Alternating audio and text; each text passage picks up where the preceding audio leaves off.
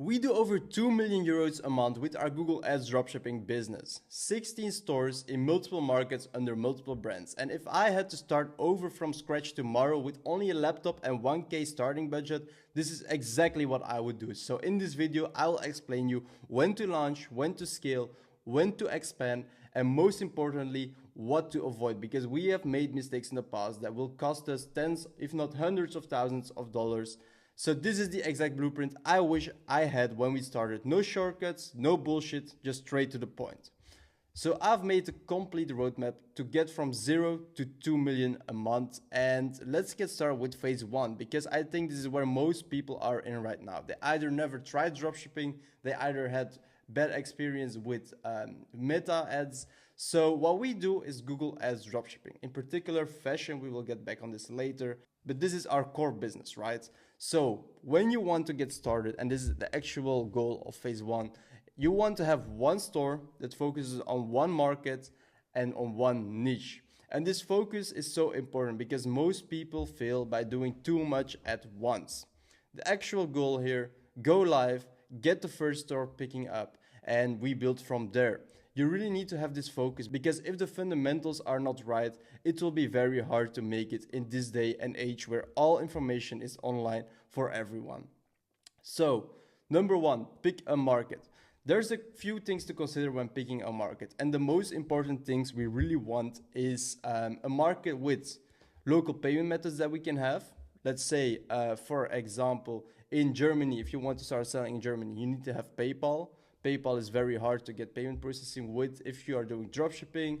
Another example is Switzerland, where you would need Twint, and it's very hard to get this. So these are things to consider. Secondly, also, we only want to sell in high demand markets. So markets where people are shopping online, where they are shopping a lot online, and where they have good purchasing power, right? You don't want to pick a market where people are barely affording anything luxury or anything else than the core basics. So for a market, don't overthink this. I would always consider, take your home market. This is the market you perhaps know the best, or at least go to the big 5, check markets like Netherlands, UK, Switzerland, all good markets, right? What you want to do next is you want to decide on niche. Do you want to sell fashion? Do you want to sell home decor? Do you want to sell stuff for pets? Do you want to sell beauty products? This is a decision you will need to make. And also here, once you make the decision, double down on this. Us personally, we do fashion. We do Google Ads fashion dropshipping. And the main reason is because fashion will always be high in demand, right? It's one of the most Googled things on daily basis. People are shopping fashion like crazy, and the demand cycles are very predictable. You don't want to be dependent on products that only sell in summer, for example, because then you will have a rough time in the winter to make money. So let's say you decide on the market and on the niche, then you want to build a clean store, just needs to look clean, doesn't need to look any fancy or very branded, and you just want to import 200 to 500 products of your competitor. So competitor research, very, very important, but this already makes sense. I'm not going to go too deep into that. But yeah, you want to have the clean store, 500 products on there, and then you want to apply for the GMC and get the PMAX campaign live. Now, I'm not going to dive into that because we have separate videos about that. It will be somewhere around here. We will pop it up, the videos about this, but make sure to check them out as well after this video. So let's say we have gone through phase 1. We've made the store. Then we want to start actually buying the data from Google. Google is an algorithm. You will always need to buy data first before you get profitable. And this is very normal. So we always expect our new stores to be unprofitable for around 1 month maximum. We just buy data, get it on a 50 to 100 euro per day budget. It will be in the learning phase. We don't expect profits, but we will see improvement over the weeks. From week 3, you will actually start to see, with a considerable amount of spend, which items are actually getting a lot of ad spend and are complete losers, and which one are the winners. So this is very important. Also keep in mind the cash flow. I know we're talking here about just getting started with only 1,000 euros, but to get this successfully, you will need to be very careful with your cash flow. And a cash flow gap is very important to be aware of. Let's say you pay Google today €50 ad spend and you get a sale, right? Well, only in 3 to 5 days, Shopify will pay you out. But you need to also already have paid your cost of goods, your suppliers. So what you're doing here as a business is actually having all of the costs right now, but only getting the revenues later. So that's why we're talking about a reserve here. It's not necessary. Brian and me, we started with only 2 or 3K euros. But as soon as we started to see things going off, like in a good way, then we started investing with our private capital, right? Because just when you have momentum, you need to get the maximum out of it. We would have needed to stop the ads otherwise because we were in a cash flow issue. But this is very predictable. So not going to go too deep into that either, but you really need to make sure to watch your cash flow very closely. You can use credit cards and use that as leverage. I'm not saying you need to go into debt here. I'm just saying make sure for your cash flow that you keep in mind that you're paying today a lot of things, but you will only get the money from the customer a few days later. And this really depends on your payment process or stuff like that. But in this phase 2, we really want to hit this first 1K day. And this is very possible, right? We have cases where people have their first K day the first day after launching ads, the second day, the first week, the first month. Maybe it will take a little longer, but that's normal because keep in mind, once again, the goal here is to buy data. The goal here is to actually give Google enough data so that the algorithm understands our products, understands the customer, and understands who needs to see our products at what right time and place. So purely validation here, but very important phase. The next phase here will be optimizing and consistency. So now we have the data, now we have gone through the first month. We need as a goal to have a stable ROAS. ROAS stands for return on ad spend. So every euro that goes in, let's say we have a ROAS of 2, then we have a revenue of 2. So return on ad spend, €1 ad spend, €2 out. So we want to review the feed on a weekly basis. The feed is key for a Google Ads dropshipping business. And the feed, with that, we actually mean all of the products. So all of the SKUs, all of the products, all of the color variants, all of the size variants, they will get spent from Google individually. And we want to check and monitor which ones are having good momentum, are having good potential, and which one are real wasters. So if your web shop is at this point, after 2 months of spending ads not working, either your website is looking very, very shit, like you don't need a very good, beautiful website. I've seen people scale on very ugly websites in the past, or it's your feed that's not right. And with feed and key, we mean you need to have high demand products on your web page with the right titles, and otherwise you will not make it, right? You need to be able, when a person looks up, for example, green long sleeve t-shirt, and it's a very high demand keyword, then you need to have products like this on your feed, right? You don't pick the feed based on what you like to sell. No, you pick the feed based on demand. So this phase, optimizing, consistency, I already talked and discussed about the stable ROAS, but we want to start monitoring more closely our feed. So when a product is spending around €30, but it didn't get a sale, we want to cut it. Also, consistency comes with slow scaling. You can double the budgets and take a risk and go on, but when you only have 1K to get started, you really want to take it slow. You want to get on a high maintenance ROAS where you actually make a lot of money with not a lot of ad spend, so that you can actually start to see your bank account grow. And I think this is something that feels very relatable with people who have done meta ads in the past, who scaled on a ROAS of 2, 2.2 maybe, 2.5 tops. You will see profits in your profit sheet, but your bank account doesn't grow. And this is where it changed for us with Google, where with Google, we want to aim for ROAS 3+ always. And actually, only by doing this, we start to see our bank account actually grow, because there's profit staying in the bank account. Not everything is constantly used or in the flow for the cash flow. So keep that in mind. It's also in this specific stage where you start to do some volume. We expect to be around, let's say 1 to 5K days here. So this is the exact moment to build a good relationship with your supplier. I've made a video about this 2 weeks ago, so also this video we will pop up right here, so make sure to check it out. But it's very important, right? Because every euro or every discount you can get from your supplier is extra profit. And this is the exact moment where you want to create this backend, like the relationship with the supplier, the customer service department, because you will get tickets in, stuff like that, right? At the beginning, you want to do everything yourself. Once you start growing, once you start to see profits, you want to slowly start outsourcing, because outsourcing means multiplying. And this is what we've seen in our own business. The moment we started hiring someone for our day-to-day tasks, let's say, for example, customer service, that's the moment when we could dedicate our time in more important tasks, and when we started to see bigger results on this. So, very important. After this phase, where we have already a stable ROAS, then we start to scale.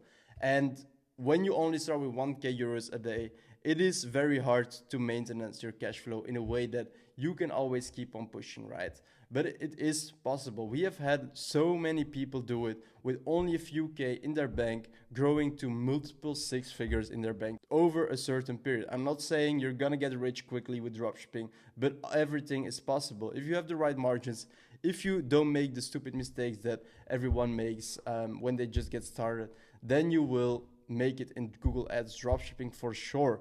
So phase 4, month 3 to 6, is where we actually want to scale to 10k per day. And this is actually a number you need to keep in mind, especially when you're a beginner. If you do 10k a day, this is life-changing money. I'm not talking about you can leave your job and do ecom full-time. No, we're way past that point at this point. 10k a day is 300k a month. You can average around 50 plus k profit a month. And this is the real life-changing thing here. And this was the moment we've always looked into or always looked forward to. So yeah, keep this, put this on your vision board and make sure to hit that 10k a day. Because when you already are through phase 3 and you're already having these optimizations and consistency in place, then everything is set for more success. So once again, like I've mentioned, we don't scale under 2.5 ROAS.